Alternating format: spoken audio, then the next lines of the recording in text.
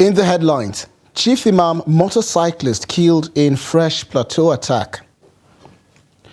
Robbers storm supermarket, kill 4 in Abuja, eyewitness give account. Kidnapped Nasarawa local government chairman, 3 others regain freedom. And on the foreign scene, Sudan's RSF open to talks on immediate ceasefire with army. Well, hello there and welcome to the news update. I'm Sagir Ibrahim. Thanks for joining us.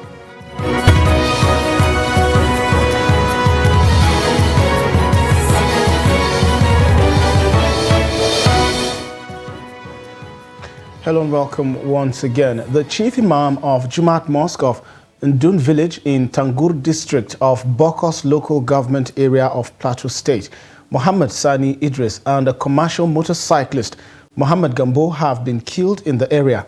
The attack took place when the Chief Imam and his younger sibling came to the community to collect what was left of their belongings after the recent attacks where houses belonging to members of Gang Allah Fulani Development Association, GAFDAN, were burnt down. Now, according to the chairman of GAFDAN, Garba Abdullahi, who confirmed the incident on Wednesday, a younger brother to the slain Imam, Salisu Muhammad Sani Idris, was injured during the attack and is currently receiving treatment at the hospital in Bokkos town.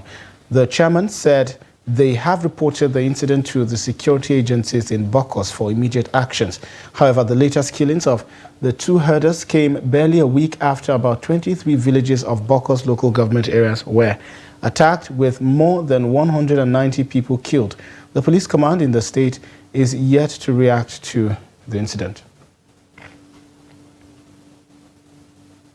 And joining us now via telephone from Jos is Trust TV's Ado Musa. Ado, welcome to the news this evening. Well, unfortunately, we have another situation where residents of Bokkos local government have been attacked again. Remember, just barely a few days ago, we had high dignitaries such as representatives of the president, the service chiefs, as well as the governor of Plateau State himself visiting Bokkos area to, renew their commitment towards ensuring that the lives and properties of these residents are secured. But then again, here we have another situation. What do we know so far in terms of response from the government as well as the security agencies? Well, in terms of government and security agencies, we are yet to hear any reaction because I made a lot of effort to get the reaction of Operation Safe Haven. I also made a lot of effort to get reaction from the police, but yet I have not gotten anything yet. The state government is also yet to issue any statement regarding the latest attack. So this is the situation at the moment, even though I have spoken to some of the residents of the area who also confirmed to me that normalcy has been restored and there's no any security threat at the moment, only that there is this fear of silent killing where vulnerable people who don't know what is happening, they can easily get killed. So this is the situation at the moment. Okay, so what is the body language of the residents in terms of the previous promise that was made by some of these government officials who visited the area? Because barely a few days ago, Ado, you and I spoke on the news just like this on the attacks on the, Jos East local government. And here we have a repetition of something that happened previously in Bokkos. Are they confident that normalcy has really been restored and they could return back to their residences? Because, the Imam and his brother were also in the process of doing the same when this unfortunate situation happened. Honestly, we can't say that they are confident enough because of the silent killing that we begin to experience at the moment. Because anytime a particular person from the 2 warring parties killed, you definitely hear the other side saying that, okay, possibly another reprisal attack may also be experienced. But honestly, I can tell you categorically, these people are not confident because even during the visit by these security chiefs, that is service chiefs and the governor, they agree with what they said, but they say they are waiting to see how soon all the assurances given to them will be implemented. So this is to tell you that they are not confident it's not as if maybe they are not agreeing what they are saying, but then again, they are still waiting to see how soon what these people are saying will come to reality, so that at least they will have this confidence that we are talking about. Okay, now speak to me about what's on ground. You spoke with some family members of the victims of this attack. While you were in the community, did you probably notice the presence of some of the security agencies that we are talking about, probably the police, some soldiers, maybe men of the Nigerian Security and Civil Defense Corps, probably patrolling around these areas to probably forestall, a repetition of what happened, unfortunately, last night? Well, I spoke to the members of the Fulani community who were affected by this latest incident.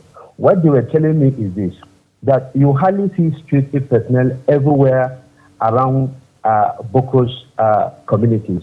What you can only see is these security personnel are stationed at strategic place, and then you find it difficult to see them perpetually, which, according to them, that such system usually give a kind of opportunity to those who want to perpetrate this kind of criminality to now descend on innocent people.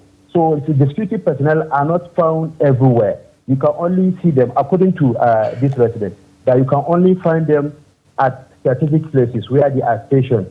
Even if something will happen maybe in a far area that is from the security checkpoint, that would have been done even before the security personnel response. All right, thank you very much, Ado Musa, for that update on the situation in Bokkos. We'll touch base with you subsequently as events unfold. Do stay safe.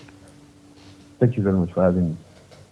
Yes, Ado Musa there giving updates on the unfortunate situation in Jos. Moving on now, bandits who kidnapped almost 24 people, including a second-class chief of Kwanji and the senior pastor of the village in Yoro local government area of Taraba State, want the state government to negotiate with them before releasing the remaining 23 out of 24 people in their captivity.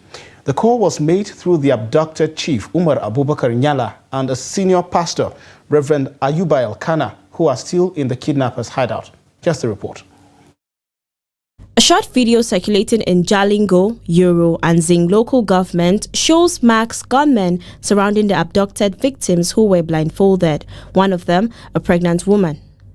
The bandit used Umar Abubakar Nyala, the second-class chief of Kwanji and the senior pastor of the village, Reverend Ayuba LP Elkanah, to present their demands before the Taraba state government.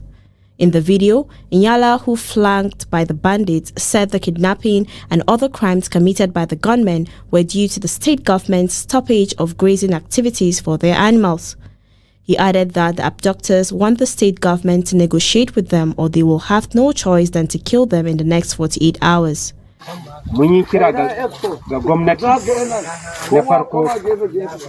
Our doctors are demanding that the government should call them for negotiations. They said the government has treated them unjustly by killing their members and chasing them and their animals away from the states and turned them into foreigners in other states and countries when they are indigenes of Taraba State. They said they are on a revenge mission through these attacks and adoptions. They have threatened that if government does not respond within 2 days, they will kill us to set an example.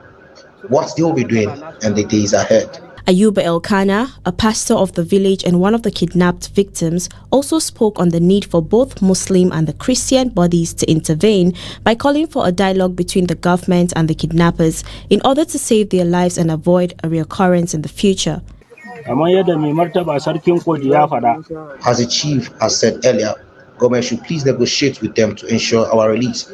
We call on the Christian Association of Nigeria and other Muslim groups to prevail on government to call these people for negotiations. One of the 24 abductors was reportedly killed by the kidnappers a day after the abduction. It was a dark Tuesday at the one-man village axis of Karo local government area in Nasarawa as gunmen late in the evening attacked a supermarket in the area. The robbery incident led to the death of 4 people while property and cash were carted away. In this report, Neil Sampson speaks to an eyewitness who recounted his experience of the incident.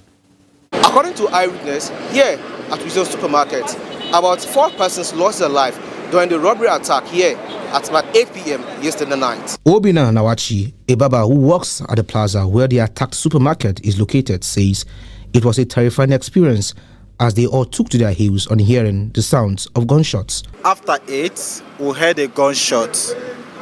That was when we run down to the place, and then we get to notice that there was an armed robbery scene. So these guys started shooting. We all took to our heels. After the robbery, then we went back there and saw dead bodies. So how many dead bodies did you? 4 dead bodies. We heard that there is a gunshot in one-man village at the junction, and before we know, everybody's running around. Before we know, we have information that they have shoot one of our boss that stays in Ogafemi in one-man village, and we came out and to come and see the incident, and we saw there is enough firing, they shoot enough gun here, and there is no security personnel in around the environment. And we came and we beef up, and as a security man that we are, we came out, we tried to secure everywhere to make everything to be calm. The success of the attack was blamed on the lack of security personnel at the supermarket at the time of the incident. Like this type of place like this, there is no security. Even one security no there, because when the thing dey happen, he says security dey here. Now that security now for make alert people for no say bad thing dey happen for us. But there is no security in the everywhere. So we there for far place, and the people, our members waiting for back of those places, they are not aware of the thing. At the time of filing this report, the police was yet to issue a statement on the incident as efforts to get comment yielded no result. Noel Samson, Trust TV News, Abuja. Also, the abducted chairman of Akwanga Local Government Council in Nasarawa State, Safiyanu Isa Andaha, and 3 others who were abducted by suspected bandits have been released after paying 10 million naira's ransom. The council boss was released alongside his friend Adamu Custom and 2 others. A close associate to the chairman, who pleaded anonymity, said all victims were dropped behind an obsolete filling station on Bandute Road in the outskirts of Andaha town. He added shortly after their release, they were taken to the Federal Medical Center, Kefi, for medical attention. Also, the federal government has banned 18 foreign universities operating in Nigeria, describing them as degree mills, warning Nigerians to avoid enrolling in such institutions. The directive affected 5 universities from the United States, 6 from the United Kingdom, and 3 Ghanaian tertiary institutions. Also, the Federal Ministry of Education on Tuesday announced the temporary suspension of evaluation and accreditation of degree certificates from the Republic of Benin and Togo. Announcing the ban in a statement published on its website, the National Universities Commission explained that the federal government closed down the affected universities because they had not been licensed. And the Chief of Air Staff, Air Marshal Hassan Abubakar, has approved the implementation of a group personnel accident insurance policy for all Nigerian Air Force personnel, while the Ministry of Defense has a group life assurance policy for military personnel. The Director of Public Relations and Information for the Nigerian Air Force, Air Vice Marshal Edward Gapquet, explained that the policy covers only the families of personnel killed in action and doesn't address medical expenses resulting from accident. Gapquet noted that the new policy aligns with the Air Chief's command philosophy, aiming to sustain a highly motivated force through improved welfare and infrastructural renewal. He said Abubakar stated that under the GPAIP, personnel of the NAF would be incentivized to give their utmost best with the assurance of adequate care in the event of disability or death during military operations or any form of accident. Gapquet stated that the insurance company would provide compensation for bodily injuries, death, disablement, and payment of medical expenses.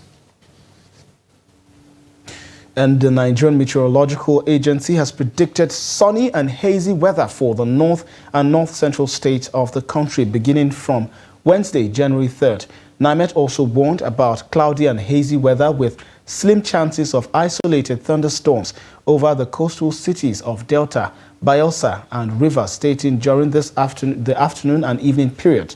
The agency made the predictions in its weather report released in Abuja on Tuesday.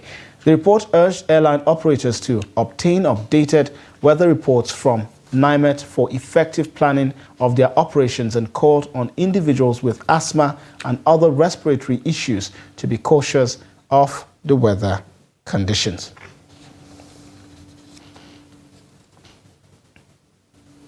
You're watching the news update on Trust TV. We'll be back with more news after the break.